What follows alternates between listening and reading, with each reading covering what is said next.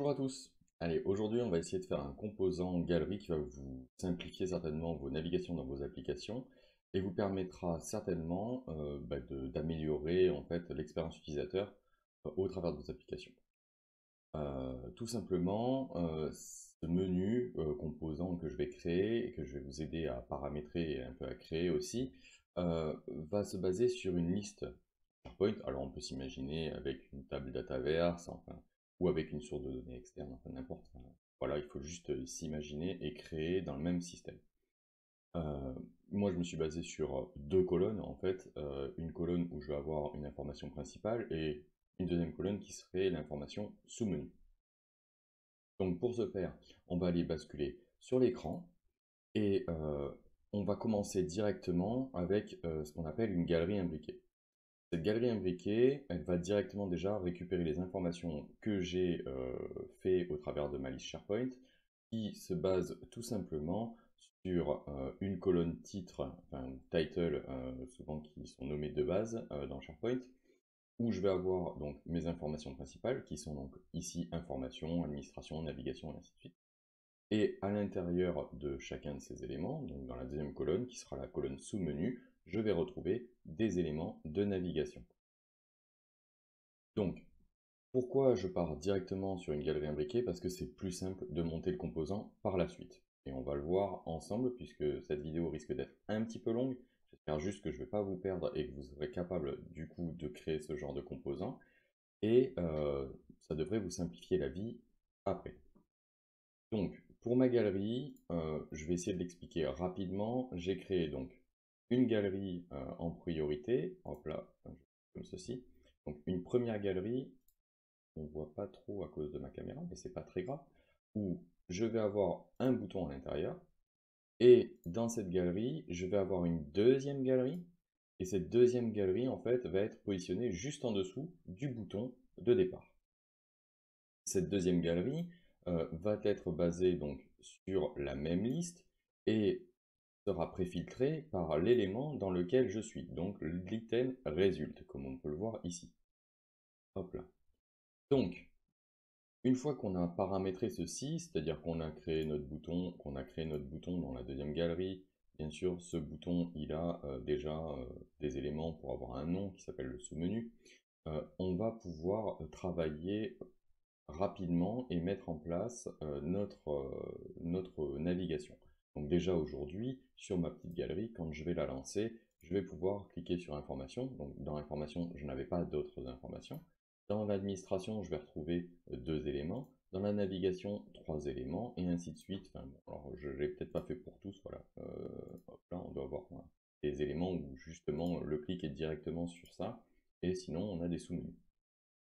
Donc très bien, ça nous amène une espèce de navigation intelligente et surtout, si demain dans ma galerie je décidais de supprimer des éléments ou d'en rajouter, eh bien, j'aurai des nouveaux menus, des nouvelles choses qui seraient présentes et ce sera à moi de faire le nécessaire, de paramétrer ma galerie, mon composant pour que je puisse naviguer sur les différents sous-items ou items de ma galerie. Donc une fois qu'on a fait ça, il suffit de prendre la galerie, je vais faire un CTRL-C, et d'aller dans Composants. Alors, je vais supprimer celui-ci parce que c'est un que j'avais testé de faire, mais ça n'a pas très bien marché. Hop là. Et je vais le recréer. Donc, un nouveau composant. Et ici, on va déjà le renommer composant gal. Hop là. Dans ce composant, donc, on va coller notre galerie. Et on va déjà paramétrer quelques petits trucs pour qu'il soit un peu responsive. C'est-à-dire au moins la largeur déjà. Et la largeur, on va lui dire qu'elle est liée à parent.width. Ça va nous permettre automatiquement que tout notre composant se mette à jour au fur et à mesure en fonction de la taille du composant qu'on aurait pu mettre. Dans la partie haute, alors je le fais comme ceci, mais comme on peut le voir, comme je vous le montrerai sur l'autre composant que j'avais créé, que j'ai mis un peu plus de temps à créer, que j'ai bien réfléchi à toutes les choses, j'avais utilisé des conteneurs pour placer directement mes composants. On peut aussi le faire sans les conteneurs, et dans ce cas-là, je vais créer donc une étiquette de texte par exemple, Hop là, cette étiquette de texte, je vais la créer et je vais l'agrandir, si c'est d'accord, hop là. Super, voilà, j'ai des petits temps de latence, c'est pas cool, j'espère que ça va s'arranger. Allez, et on va dire que la hauteur est égale à 70, beaucoup, 70. Et on va y rajouter à côté une petite image, pardon, si je tape pas image ça marchera pas, hop là, et on va mettre cette image dans le coin ici, on va essayer de la créer de la même taille, 10 et je veux 70 en largeur aussi, pour que mes composants soient l'un à côté de l'autre. Très bien, tac, tac. On va paramétrer celui-ci, puis ensuite on paramétrera les autres. Donc ici on veut récupérer l'image de l'utilisateur Office 365, donc il suffit d'utiliser user.image, et après vous allez avoir la possibilité soit de le laisser comme on vient de le voir là en carré, hein, donc automatiquement toute mon image prend toute la place, mais on peut aussi jouer sur les propriétés de l'image et aller dans les rayons de bordure. Et ici, ben, je vais lui dire que je vais faire, bon, je mets 100, comme ça il prend la totalité, il fait mon petit cercle qui est très joli et qui permet souvent de s'identifier à une application Office 365. Ici, je vais du coup avoir ma partie texte. Donc pour que ma partie texte fonctionne et que je puisse l'utiliser derrière dans mon application et la modifier comme je le souhaite, on va pouvoir créer des petites propriétés de mon composant, comme on a pu le voir dans d'autres composants que j'ai pu créer précédemment. Donc ici, on va nommer ça titre menu, par exemple. Là. Je regarde parce que je vais le réutiliser. C'est une entrée de texte et je vais la créer. Très bien. Je vais en créer de suite une deuxième qui va être couleur. Et comme ça, on pourra changer la couleur aussi de notre titre, ce qui peut être intéressant dans toutes vos applications. Vous ne pouvez peut-être pas forcément tout le temps avoir la même couleur, donc autant le paramétrer et le préparer. Maintenant, on va revenir sur le label, et comme on l'a pu le voir dans les différents tutos que j'ai fait sur les composants, on va rappeler donc le composant. Voilà, et on va lui chercher la propriété titre menu, donc pour le texte. Et si on se met sur la couleur, donc on peut faire la couleur du texte, hop là, je vais lui dire, pareil, composant, hop là, gal, composant gal, oh oui, j'ai pas pris composant gal, oui, j'ai mis composa gal, ouais d'accord, composa gal, point, pardon, couleur titre menu. Alors je sais pas, on va tester un truc, pour le coup je l'ai jamais fait, je vais renommer, et je vais mettre un petit N, on va voir si ça fait le job partout. Hop là, si je reviens ici, il me l'a bien renommé en composant gal pour la couleur, et ça marche pareil pour le titre. Très bien, au moins ça nous donne cette information. Ici, si vous voulez que ce soit tout le temps sur la partie de gauche, ben, vous le paramétrez ici sur la partie de gauche. Si vous voulez en centrale, ben, vous mettez en centré. C'est un peu vous qui déciderez un peu là où vous voulez positionner ce texte-là. On peut aussi justement créer des propriétés qui vous permettent de jouer sur la possibilité de le mettre à gauche, à droite, au centre, enfin comme vous le souhaitez. Donc, je ne vais pas rentrer dans ce détail-là, le but c'est déjà de pouvoir avoir un composant où on va mettre un titre et on va aussi avoir notre petite image. Donc ici, on peut s'imaginer que notre partie texte ici, ben, au lieu que ce soit texte, ben, on y mette justement l'information qu'on souhaite qui est marquée, hein, par exemple titre menu. De base, en fait, vous saurez que ça c'est le titre du menu. Si on revient dans notre écran directement, on va aller cacher cette petite galerie, histoire de ne pas se gêner et de pas s'embêter pour la suite. Et on va insérer le composant qu'on vient de créer, donc qui s'appelle composant gal. Voilà. Et comme vous pouvez le voir directement, on a bien notre image qui arrive et notre titre. La galerie, bien sûr, n'est pas fonctionnelle puisqu'on a juste copié la galerie et on n'a pas encore mis toutes les informations. Donc ici, le titre du menu, donc on peut s'imaginer, allez, galerie menu, et on va y choisir une couleur. Donc quand vous allez cliquer là, automatiquement, vous allez retrouver la palette de couleurs que vous avez l'habitude d'utiliser. Donc ici, je pourrais très bien lui dire, bah, je le veux en blanc, comme j'aurais très bien pu dire, bah, je le veux en bleu comme ça. Voilà. Si vous voulez gérer aussi la partie police, la taille de police et autres, vous pouvez créer du coup des propriétés personnalisées qui vous permettront justement de gérer ces tailles de police et aussi toute la navigation de cette partie-là. On revient dans notre composant, donc on a déjà une petite partie qui est faite là. Je vais juste faire un truc parce que j'aime bien quand c'est comme ça. Ici, je vais le mettre en gras et je vais mettre ça en 20. Comme ça, c'est quand même un peu plus gros, c'est plus sympa. Et maintenant, on va s'attaquer à la partie galerie. La partie galerie, elle n'est pas simple et je vous invite à bien comprendre ce que je vais faire parce que c'est là où tout va changer. Alors, on va au préalable déjà se créer une entrée qui va être l'item de la galerie. Comme vous avez pu le voir quand vous créez une galerie, on va revenir sur l'écran d'ailleurs, mais après, je vais juste finir. Euh, Hop là, donc cette entrée-là, c'est item goal, c'est une propriété personnalisée, c'est une entrée et c'est un tableau. Et, euh, ce tableau, il est défini de base par Power Apps et c'est simple à vous de créer comme vous le souhaitez. Surtout, imaginez-vous que c'est un schéma. C'est en gros ce qui va être utilisé pour pouvoir généraliser votre menu. Donc, bien penser à essayer de nommer vos différentes colonnes un peu à la même sauce que ce que vous allez retrouver dans vos listes ou dans votre table Dataverse ou votre source externe. Donc, du coup, moi je vais nommer title et je vais y mettre deux points title juste pour que ça me donne l'information. Et ici, je vais le nommer sous menu, deux points, et sous-menu, histoire que ça me donne une information et que je puisse mieux le comprendre. Là, on a créé notre schéma, on a notre information, ça va être plus pratique à utiliser derrière. Donc, je vais revenir en fait sur cette histoire de item goal.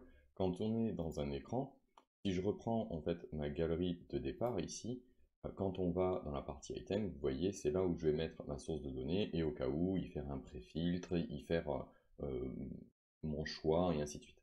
Peut-être un distinct pour récupérer qu'un certain nombre d'éléments et ainsi de suite. Donc, le but de ça, c'est qu'on va pouvoir faire la même chose. C'est-à-dire que là, j'ai mis cette information de table, je vais pouvoir demain ou à quelques minutes justement mettre ma source de données et qu'il puisse justement traiter l'information comme je le souhaite. C'est là où ça devient très intéressant et c'est là où vous allez pouvoir travailler proprement. Donc on revient sur notre galerie et ici, comme vous avez pu le voir, eh ben, mon item de la galerie, il n'est même pas basé sur ce que je viens de créer. Donc il va falloir justement le changer pour qu'il comprenne ceci. Donc, on va lui dire d'aller chercher composant, goal, et là on va lui donner justement notre item goal qu'on a créé et qui va nous permettre de travailler. Et comme là, déjà, vous voyez, on a enlevé une erreur et il comprend que on va aller récupérer des informations et qu'on va se baser sur la colonne title pour justement faire un distinct et récupérer que une seule entrée, même si j'en ai plusieurs du même nom. Hop là. Je vais aller sur une autre partie. Donc là, ça va être la partie en fait du clic du bouton que j'ai dans ma galerie, on va dire principale. D'ailleurs, j'aurais pu les renommer. Je vais le faire de suite, comme ça vous aurez peut-être plus de compréhension. Donc ça, c'est la gale principale. Hop là. Et je vais renommer l'autre de suite en gale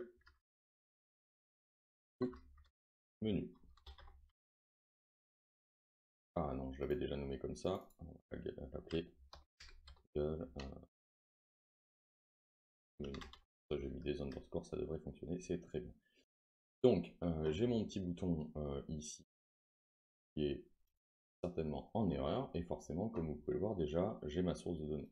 Ma source de données, on va faire la même chose que ce qu'on vient de faire à l'instant, c'est qu'on va aller rappeler ce qu'on a créé, et c'est-à-dire composant goal, item goal. En fait, ça vous permettra de faire justement toute la notion de gestion et de récupération des informations. Deuxièmement, vous voyez que là, il y a plein d'erreurs, et ces erreurs, en fait, elles sont liées aux variables de contexte. Lorsque nous sommes dans un composant, on ne peut pas utiliser de variables de contexte, on utilise ce qu'on appelle des variables locales, et qui sont appelées de la même manière que dans un écran, par des variables globales. Donc on va utiliser la fonction set. Donc ici, je vais taper set. Il va falloir du coup enlever les accolades, mettre des points-virgules, et là, on a déjà créé cette petite variable, et on voit que déjà, ça nous a enlevé quelques erreurs. Ici, on va faire la même chose, donc set, je vais enlever cette petite accolade, je vais faire pareil avec celle qui est en dessous, hop là, et comme vous le savez, un set on ne peut pas définir plusieurs variables d'un coup. Donc ici, je vais lui dire point virgule ceci.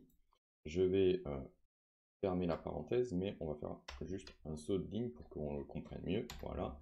Et je vais faire un 2 points pour qu'on puisse dire, bah, ok, tu fais ça, mais tu fais aussi ça. Donc là, je vais faire un shift entrée. Hop là, je fais 7 et UC clic. Très bien. Je vais lui mettre un point virgule. Et là, je ferme ma variable. Donc très bien. Donc là, j'ai déjà une grosse partie du travail fait. Donc je vais juste les appeler différemment parce que je me suis rendu compte que ça crée des problèmes quand on a les mêmes noms. Donc là, celle-là, ça va être UC GP menu, ouais. Et ici, UCG sous-menu. Comme ça, on sait que c'est la galerie sous-menu. Donc pareil, donc là, je vais renommer pour que ça fonctionne. Hop là, donc là déjà il est un peu plus content. Et ici, pareil, je vais mettre UC clic à GP menu. Pardon. J'en ai oublié une, je vais la refaire de suite au-dessus. GP menu. Et on va se retrouver en gros dans le même principe de la partie basse où en fait on a deux possibilités. Donc on va récupérer ce qu'on a écrit ici, puisque du coup c'est la même chose. Mais on changera du coup notre partie set sous-menu, puisque du coup on veut que ce soit forcément égal à false dans ce cas-là. C'est-à-dire que dans cette partie-là, en gros on va vérifier si j'ai si j'ai plus de un élément. Si j'ai plus d'un élément, je vais rentrer dans cette partie-là de la formule, et du coup je vais lui dire que je récupère en fonction du résultat s'il est différent de ceci, et si le G sous-menu est ouvert, je vais juste mettre en place ma variable locale justement du menu sélectionné. Et si c'était pas le cas, si on n'est pas du tout dans cette condition-là, ben là je vais lui dire que ok, je veux récupérer, je veux mettre la variable G sous menu peut-être à true, et que je veux aussi mettre en place mon GP menu correctement. Voilà. Ceci va nous permettre un peu de naviguer et de faire des choses propres. Ça c'est cette partie-là, et si on regarde, on a déjà plus beaucoup d'erreurs. On va avoir maintenant les erreurs qui sont liées à la galerie sous-menu, alors qu'on ne voit pas à cause de ma caméra, mais en gros, là je suis sur la partie de gauche sur ma galerie sous-menu, et dans la partie item, comme on peut le voir, on a encore ce L-galerie qui vient de notre export, on va dire, de notre galerie de l'écran de départ. Donc il va falloir y chercher la bonne information. Donc composant goal, point, et ici item goal. À partir de là, déjà, on devrait avoir quelque chose de presque fonctionnel. On va avoir encore quelques petits éléments à modifier. Oh, pardon, je vais y arriver. Hein.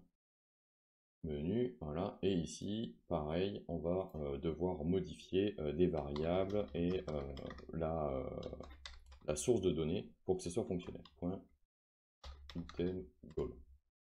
Et là, je l'avais appelé G sous menu. Et du coup, ici, c'est GP menu. GP menu. C'est juste parce que je veux éviter de me retrouver coincé comme j'ai pu l'avoir dans une vidéo que j'ai voulu essayer de faire tout à l'heure, où j'avais les mêmes informations qui remontaient par-ci par-là, donc ça me posait des soucis et ça ne me permettait pas d'avancer proprement. Alors ici, on sélectionne la variable du menu. Quand je clique en fait sur cet élément, ça me récupère une information. Donc là, ben, justement, on va l'appeler IC sous-menu. Pourquoi je l'ai appelé comme ça? Pourquoi il me dit que ça ne marche pas? Non pris en charge. Ah ben oui, puisque je suis dans un update contexte. Donc on va peut-être, on peut le garder de ce nommage-là, hein, mais on va être obligé d'y faire une variable 7, pardon. Un peu un raté sur ce coup-là, hop là, et j'enlève ceci. Donc là, quand je vais avoir sélectionné un élément là, il reprendra le nom de la sélection. Donc ici, on va l'appeler UC G sous menu select. Comme ça, on comprendra peut-être mieux ce qu'il s'y passe et comment ça fonctionne. Voilà, et ça nous permettra certainement quand on va mettre en place donc, nos variables de sortie, puisque du coup on va mettre en place des variables de sortie dans cette vidéo, de pouvoir retranscrire l'information derrière dans notre navigation. Donc déjà, rien qu'avec ceci, on va pouvoir peut-être voir ce qui se passe au travers justement de l'écran principal. Là, je reviens, et ici, hop là, eh ben, je vais avoir besoin de mettre en place justement ma source de données. Donc ma source de données, je ne m'embête pas, je tape directement L-Gallery, alors parce que moi je connais le nom de ma source de données, mais si vous ne connaissiez pas, bah, il faudra rechercher dans les sources de données.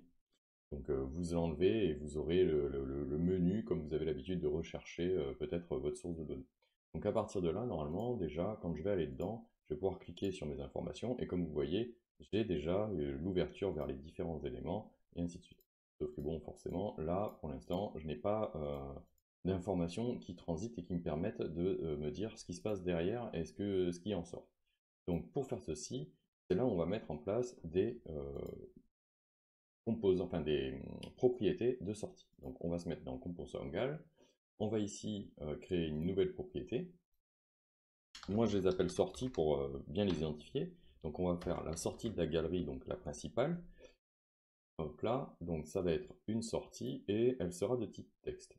Je fais créer, très bien, et je vais en créer une deuxième pour le sous-menu. Donc on va l'appeler sortie underscore ssgal pour sous-galerie. Hop là, non, c'est ici, sortie et en texte. Je crée, très bien. Ces informations-là, il va falloir les placer et les positionner aux bons endroits. Donc pour les positionner et les placer au bon endroit, il va falloir aussi créer ce qu'on appelle des sorties, enfin des propriétés pardon, comportementales. Donc pour créer les propriétés comportementales, il faut les avoir activées au travers du coup des paramètres. Je refais un petit check-up là-dedans. Vous allez dans les fonctionnalités à venir et vous allez dans l'expérimental. Dans l'expérimental, quand vous descendez, vous avez les propriétés du composant amélioré qui vont permettre de créer des composants, enfin des propriétés comportementales. Ces propriétés comportementales vont vous permettre de créer les actions comme on connaît sur un bouton ou sur des rectangles ou n'importe où il y a la partie onSelect. La partie onSelect, du coup, va vous permettre de dire, ok, je veux que ça me mette en place une variable, je veux que ça fasse une navigation vers un écran ou autre. Voilà. C'est ce que va vous servir une propriété comportementale. Donc on va créer la propriété comportementale justement pour pouvoir y stocker ces informations-là. Donc, moi, je les appelle souvent onSelect. Et ici, je vais rajouter le onSelect que je souhaite. Donc là, on va dire que c'est pour la galerie. Ok, onSelect gal. Du coup, on va aller chercher comportement. Et ici, hop là, si j'arrive à cliquer, il y a une petite latence, c'est assez horrible. Voilà, et on la met en texte. Je vais créer.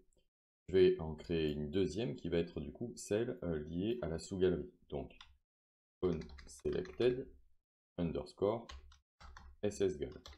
Comme ça, j'ai à peu près les mêmes informations et je vais arriver à plus facilement traiter mon information quand je vais devoir le mettre en place.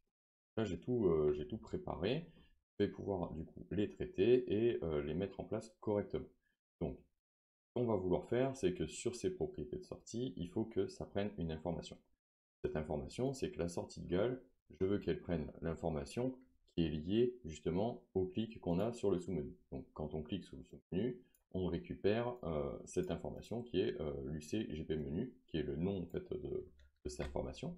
Donc lui, on ne va pas s'embêter, on va lui dire qu'on récupère cette information-là, et pour le sous-menu, on va lui donner l'autre information. Alors, pour pas me tromper, parce que justement je ne veux pas vous faire balader, je vais quand même vérifier un petit truc, c'est que mes sorties de gal c'est comme ça c'était comme ça, très bien. Donc mes sorties de gal, je mets mes variables dedans, et après je peux naviguer correctement. Donc, je reviens ici, je vais chercher ma sortie de gal, et ici je vais y mettre UCGPMenu, parce que c'est l'information, quand je clique, ça me récupère du coup le nom de cet élément-là, et ça me permet d'avoir ma navigation qui va être propre. Et pour la sous-galerie, on va se baser sur ce que l'on définit ici, donc UC et sous-galerie. Et je reviens sur la partie ici, et ça, je lui dis que ça devient ceci. Très bien, vous allez me dire, ouais, super, mais là on n'a rien compris, c'est très complexe. En gros, ces informations-là, c'est la récupération des éléments dans votre galerie qui vont pouvoir transiter à l'extérieur de votre comportement, enfin votre composant, pardon. C'est grâce à ça que vous allez pouvoir transmettre des informations dans votre application. pour ce faire, on est obligé d'utiliser des propriétés de sortie. Donc, je récupère les variables qui sont définies dans mon application pour pouvoir les faire transiter à l'extérieur de mon écran, de mon composant, pardon. Ça, c'est très bien.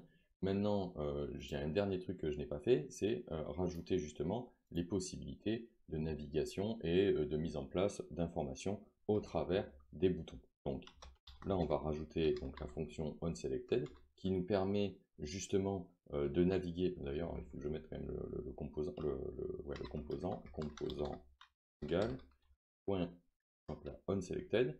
Et surtout, n'oubliez pas, on ferme les parenthèses. Si on ne fait pas ça, ça ne fonctionne pas correctement. OnSelected, d'ailleurs, il n'est pas très bon, puisque du coup, c'est OnSelected gal, si je ne dis pas de bêtises, pour la partie galerie. Et si on va, hop là, je vais même récupérer ça. Si on se met sur le bouton, le sous-menu, hein, on va faire la même chose, mais là, du coup, on va lui dire que c'est celui des sous-menus. Comme ça, les deux sont créés et les deux vont avoir des propriétés différentes. Très bien. Donc là, on a fait ceci. On va pouvoir voir maintenant ce qu'on peut faire transiter de l'un à l'autre écran et comment ça fonctionne si tout est correct. Donc, pour faire ceci, on va aller se mettre sur notre composant et ici, on va retrouver donc le onSelect du GAL et ici, on va pouvoir lui dire, ben, je veux faire un update contexte. Là, on est à l'extérieur du composant, donc on va pouvoir justement récupérer l'information et la faire transiter à l'extérieur. Et mon composant, je vais lui dire, bah, ok, là je veux une variable, alors on va l'appeler UC menu principal. Voilà, 2 points. Et là, on va aller chercher le composant gal 1, donc parce qu'il nous reprend le nom du composant qu'on a sur cet écran, hein, forcément. Et on va lui dire de récupérer l'information de sortie. Donc si je tape sortie, je vais dire sortie goal. Donc il va récupérer l'information que ma variable locale dans mon composant a pris et me le faire transiter à l'extérieur. Ok, donc je vais récupérer ça, comme ça je vais me simplifier un peu la tâche. Et je vais aller dans justement celui qui s'appelle sous-galerie et je vais faire la même chose, hop là, sauf que là, menu, sous-gal. Allez, comme ça, ce sera la sous-galerie. Et ici, si je mets ssgal, je vais récupérer l'information. On peut s'imaginer du coup que lorsqu'on va cliquer, ça puisse nettoyer à certains endroits les informations. Donc, sur ce bouton-là, non, pas ce bouton-là, voilà, sur le bouton qui est de la sélection de la galerie, donc qu'on a paramétré dans notre composant, on va lui dire que lui aussi, ce qu'il fait, c'est qu'à chaque fois, il va nettoyer notre variable du menu sous galerie et le mettre comme ça. On aurait pu le mettre à blanc, mais je vais le mettre comme ça. On va déjà voir ce qui se passe. Est-ce que déjà ma navigation a l'air de fonctionner? Oui, très bien, mais ça on l'avait vu tout à l'heure, c'est que quand je clique, il y a bien les informations qui se passent. Maintenant, ce qu'on va faire, c'est qu'on va vérifier que nos informations transitent. Donc pour ceci, je vais juste créer une petite étiquette. Cette étiquette, on va la paramétrer assez simplement, hein. On va lui dire qu'on veut récupérer les variables, donc UC menu principal et espace slash tag, un espace aussi, et là on va lui mettre UC underscore menu sous-gal. Voilà, donc automatiquement là, le dernier clic que j'avais fait, c'était dans la navigation et c'était l'écran. Si je clique sur administration, voilà, je me retrouve avec marqué administration et je vais pouvoir cliquer et il me récupère la liste et l'utilisateur. Voilà. Dernier point que je n'ai pas forcément abordé et qui vous permettra un peu d'avoir une responsabilité de votre composant, puisque du coup là, si je touche un peu, c'est-à-dire surtout quand je vais le réduire, ben, ma partie galerie ici est correcte, mais ma partie haute n'est pas correcte. Donc il va falloir justement gérer la partie haute. Donc on va gérer la partie haute pour que ce soit un peu plus propre. On revient dans le composant, et dans le composant, on va jouer sur celui-ci et celui-ci. Donc c'est là où c'est intéressant d'y mettre justement un petit conteneur. Donc on va le faire comme ça sera très très propre. Et on va pouvoir se baser sur la taille du conteneur en fonction de nos différentes. Je vais mettre un conteneur, j'aurais très bien pu mettre un horizontal, je pense que ça peut être pas mal. On va mettre un composant, un conteneur pardon, horizontal. Dans le conteneur horizontal, on va le mettre du coup à la bonne taille, donc lui à 70. Je l'ai mis tout à l'heure, je crois. Voilà. Et on va récupérer notre petit label, on va faire un CTRL X, je vais le mettre dans le conteneur, CTRL V, hop là. Donc d'ailleurs, comme vous pouvez le voir, là maintenant je ne peux plus décider de quelle taille il fait, hein. Il s'y est mis dedans et il est comme ceci. Et je vais pouvoir, pareil, CTRL X, le mettre dans le conteneur, CTRL V. Et lui automatiquement va se positionner à la suite. D'accord? À partir de là, je vais dans le conteneur, je prends la partie largeur, et je vais lui dire qu'il est lié à parent.width. Normalement, tout devrait déjà mieux se gérer. On va aller faire juste un test et au cas où, on reparamétrera et on évoluera notre galerie. Donc si je me mets ici, lorsque je vais agrandir, ok, il n'y a pas d'agrandissement au niveau de là et il n'y a pas de réduction. Donc, notre conteneur doit certainement se réduire et s'agrandir, mais ça ne nous fait pas quelque chose de propre. Donc ce qu'on va faire, c'est qu'on revient dans le composant et on va paramétrer toute la partie justement X, Y, tout ce qui navigue ici. Donc là, la hauteur, elle est très bien. Démarrer, peut-être dû le mettre en totalité. Hop là. Et celui-ci, pareil en totalité, je crois. Totalité, lui, il se met en totalité hauteur. Pourquoi la hauteur? Je veux pas que la hauteur, elle change. La hauteur personnalisée. Ouais, donc je le veux au début pour ça. Ah oui, mais c'est la largeur qui s'est pas mis correctement. La largeur, ok. Largeur flexible. Voilà. Largeur minimale, elle est égale à parent.width moins du coup le label 6.width. Je pense que normalement ça ne doit pas être trop mal. Ok, mon label 6. Oui, titre du menu en nombre normal, je ne vais pas toucher à ça. Hop là, donc lui, la largeur, comme on l'a vu, elle est gérée ici, largeur flexible, activée, et ici, la largeur minimale, elle va être égale à un pourcentage, on pourrait se dire, ou alors on peut s'imaginer différentes choses, mais on va faire ça. On va mettre parent width, hop là, moins. Et donc là, il faut s'imaginer qu'on voudrait garder un minimum de taille pour notre image, mais on va mettre 70. Ça, automatiquement, il se cale au bon endroit, puisqu'on a dit que notre image faisait 70 de largeur, je peux vous rappeler. La largeur, la hauteur, ok. Très bien, donc on va aller voir maintenant dans notre écran si ceci fonctionne correctement. Donc je prends mon composant, je l'élargis. Ah, c'est pas propre du tout, ça nous a fait n'importe quoi. Donc quand on descend, c'est bien, mais quand on agrandit, on a un problème, c'est que cette partie-là, ah non, c'est bon en fait, c'est juste que il faut relâcher pour être sûr que ça fonctionne. Ok, très bien. Donc là, ça fonctionne, c'est-à-dire que mon menu fait une certaine taille et il va s'adapter et mettre mon image au fond, derrière, correctement. Donc là, vous avez, entre guillemets, une galerie évolutive, donc qui va pouvoir se baser sur les éléments de liste que vous aurez, et en plus de ça, un peu responsive, puisque vous allez pouvoir définir un peu la taille.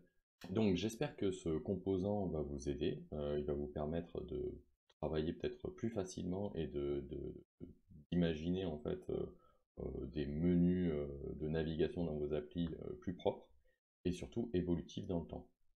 Je vous souhaite à tous une bonne journée et si t'es pas abonné, n'hésite pas, abonne-toi. Allez, ciao!